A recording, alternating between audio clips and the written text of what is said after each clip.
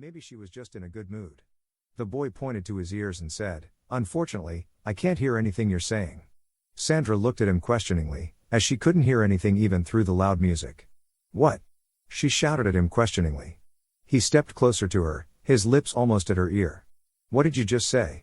And by the way, hello, I'm glad you're here," he replied. Sandra wondered if she should repeat what she had said earlier. "Nice to have you here," she said, looking into his green eyes. She unobtrusively scrutinized him from top to bottom. His white trainers seemed to have been freshly washed before he came to the dusty fairground.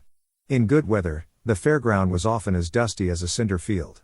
Although his trainers showed signs of wear, they were almost as good as new. His tight jeans emphasized his well-toned figure, and the white shirt with a stand-up collar looked great on him. He brought his lips close to her ear again. "Tell me, are those your friends a little further behind you? Shall we start the game slowly?" he asked as he gently stroked her upper arm and her fine arm hairs stood up. A slight shiver ran down her spine when his lips were just inches away from her ear. He chewed his gum and inhaled the scent of her hair. Finally, his lips lightly touched her earlobe. Sandra nodded in agreement when he asked if they were her friends.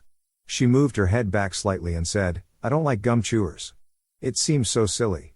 You think you're cool, but it looks like you're picking food out from between your teeth and chewing on it."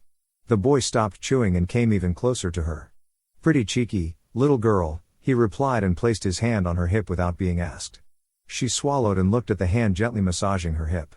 Then she looked him in the eye and moved her face closer to his. He looked deep into her blue eyes. She took her right hand and reached behind his head, pulling him towards her. He paused briefly, spitting the chewing gum onto the floor. She smiled. His lips approached hers again and they kissed lightly and fleetingly, touching tenderly. He gently pushed his tongue against her lower lip. She flinched slightly at first, then returned the kiss and touched his lips with her tongue. He pulled her even closer to him and gently pushed his tongue into her mouth. She returned the kiss and let it happen. The music and the roar of the engines as the break dancer picked up speed again, the wind caressing her skin, it all felt like a rush that she had been waiting for so long. The boy groaned slightly and placed his other hand on her hip, pulling her closer to him. They didn't stop kissing and his hands traveled over her toned bottom, kneading it lightly. She stopped kissing him and looked into his eyes. "You so," she flirted and continued kissing him directly. "That little dirty bitch," said one of her friends from the background. It was Sonia, the strong redhead.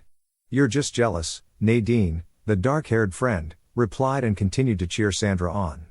"I always knew she was a bitch. She acts aloof and as soon as the first guy turns up, she's making out. Well, he's really bloody good looking. Oh, leave her alone.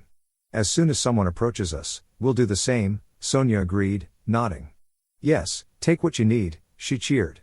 They all allowed Sandra to have fun. Hoping that the boy wasn't alone at the funfair and that perhaps some of his friends would turn up, they continued on their way. The boy stopped kissing Sandra, but kept his face on her cheek and looked at the girls. He whispered in her ear, "Did they really not know we've known each other for 2 months? No. Let them think I'm a bitch," she whispered to him. "Because that feels kind of good." He looked into her face, brushing a blonde strand behind her ear that was swirling from the breakdancer's airstream. "In that case, let's just keep playing the game. Let's go on the roller coaster," he suggested with a twinkle in his eye, grabbing her hand and pulling her towards the roller coaster.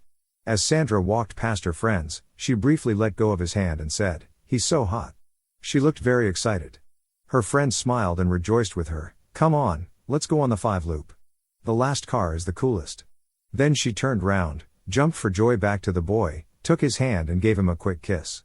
He let go of her hand, put his arm firmly around her waist and slowly walked with her and her friends to the Olympic looping roller coaster. The boy who had invited Sandra to the roller coaster was called Mark. She had met him over 2 months ago in the supermarket when she was buying a crate of mineral water after sports. Mark looked like a model, with full, half-length hair, smooth, tan skin and a tank top that emphasized his youthful muscles. Sandra had fallen in love with him at first sight, but couldn't get a word out. He pressed himself comfortably against her and brought the crate of water to the car park where her mother was waiting in the car. He persuaded her to meet again the next day at the same time and in the same place, and so they did. Slowly and step by step, he managed to win her heart. He generously took over the payment for both of them at the ticket office of the 5-loop. Mark was already 23 years old and worked as a qualified mechanic in a Toyota garage. They strolled arm in arm to the station of the 5-some looping, also known as the Olympia looping. The packed train pulled in and the passengers got off. The track of the Olympia looping was impressive, boasting a track height of 107 feet.